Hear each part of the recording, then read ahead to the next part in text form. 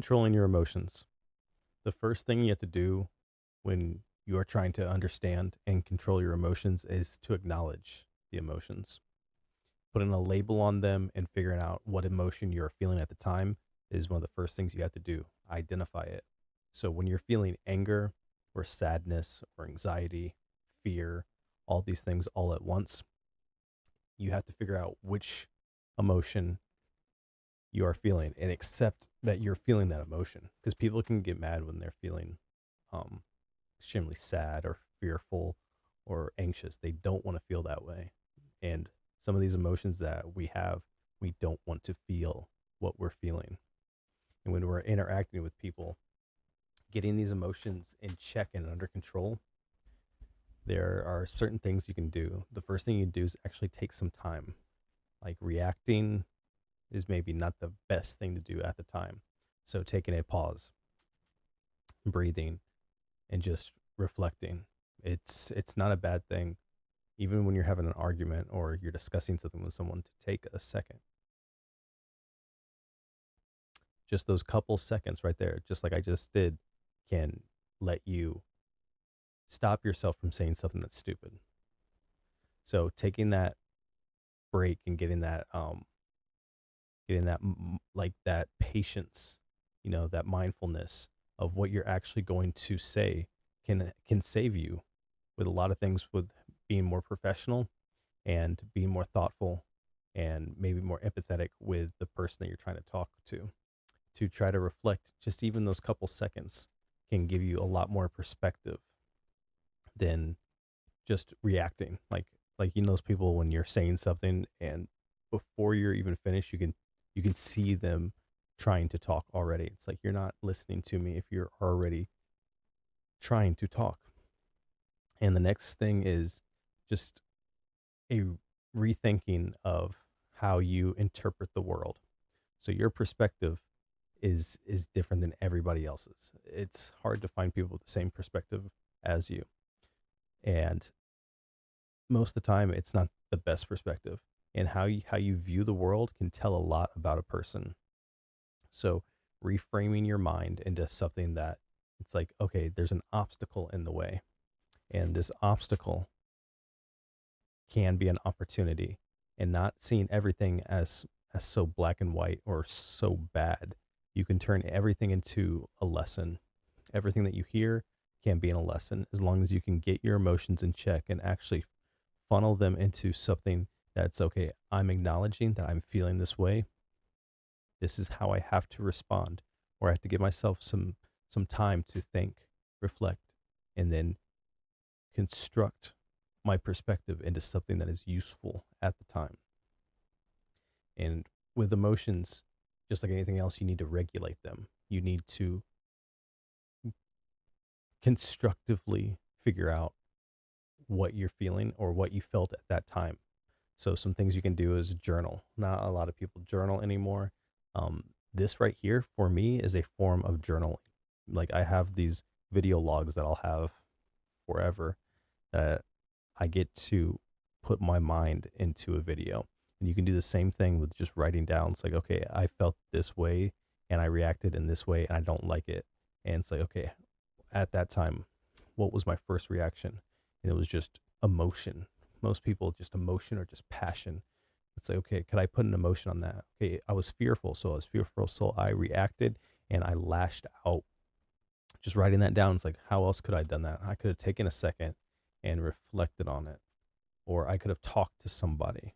And this could be someone that you trust, someone that you respect, or someone that has experience on what you're going through. If you have a death in the family, if you lose your job, if you have trouble with the law, these things, people that have been through it or understand it, or someone that you trust, can help you get somebody else's perspective beside yourself. Because those people that live in their own minds 24/7, and they are the only people that they talk to about things, you only get one perspective. It's like just talking to a mirror the whole time.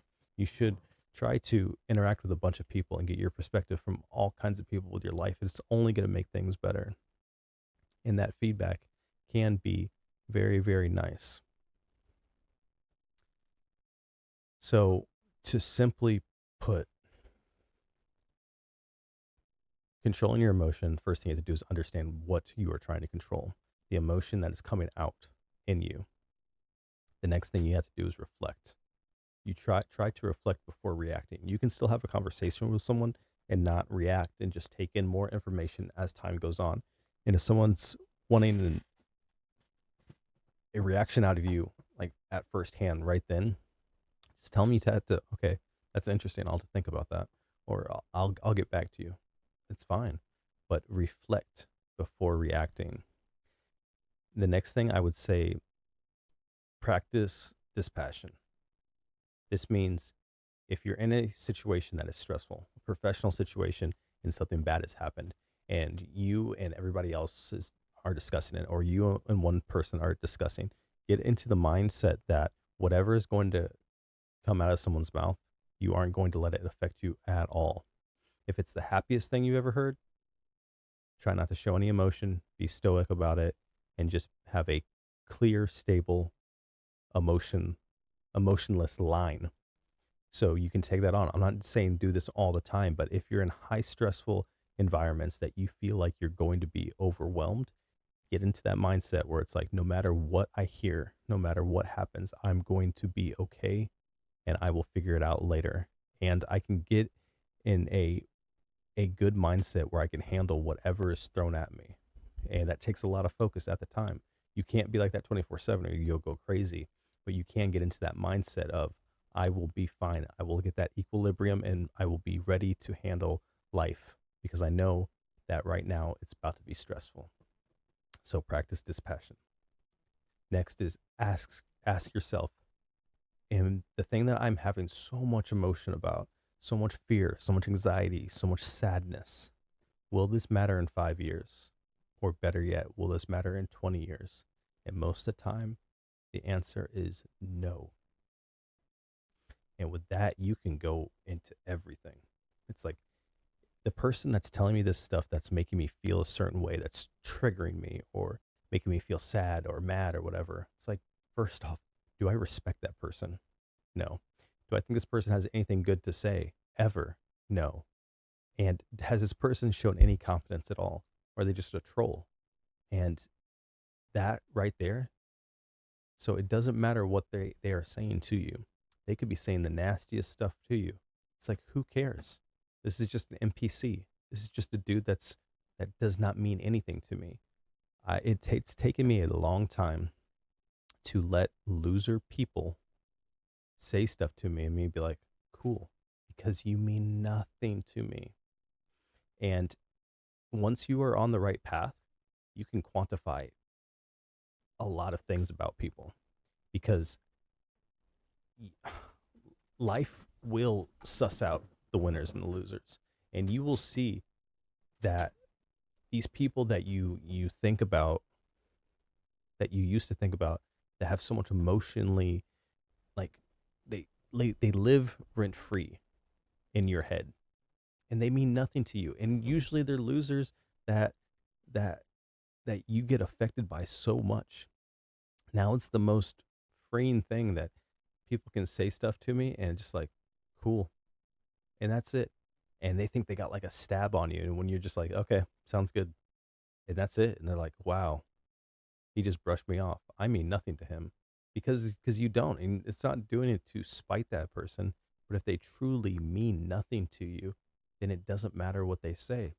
And it's easier to just listen and take it in because people that are spewing this nasty stuff that's not real or doesn't matter, it's good to remember that. It's like, wow, people act like this. These are the people you need to stay away from. I don't ever want to sound like this person. Start thinking of it more like that and just get a smile on your face and be like, okay, sounds good. Are we done here? Awesome. Keep a journal. And these next two things are critical, which I already said before. But these obstacles, you need to get around them and you will get around them. It doesn't matter if it's the emotions that you're feeling, how to figure out what these emotions are and just getting through it. Every obstacle is an opportunity. So when you think that your life is really hard and other people have it easier and this, that, and the other, just know that everything that happens to you and you get through it, that's more armor that you have on you.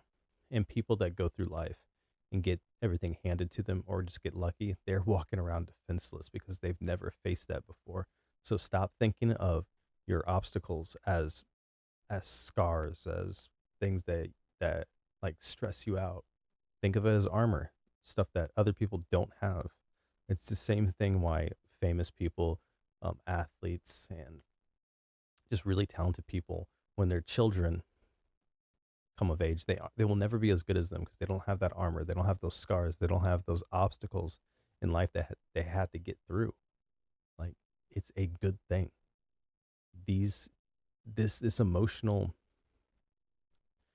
burden that you have not yet controlled, it's a good thing once you get through it, and you are already good. And once you figure out your emotions, it sets the foundation for everything.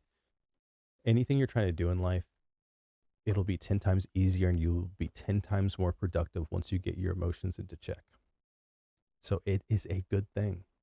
And at the end of all of it, one good way to get your emotions into check is to practice gratitude for finally figuring it out. And once you get off the just striving on pain and getting through everything with pain and suffering and the darkness, once you get out of that, then you start being happy for what you've accomplished in life through all that heartache that you've had to get through. That'll solidify your emotions and let you be at peace. And once you are truly at peace, because you have figured out that your emotions no longer control you and that you are finally one within yourself, it's like no other feeling.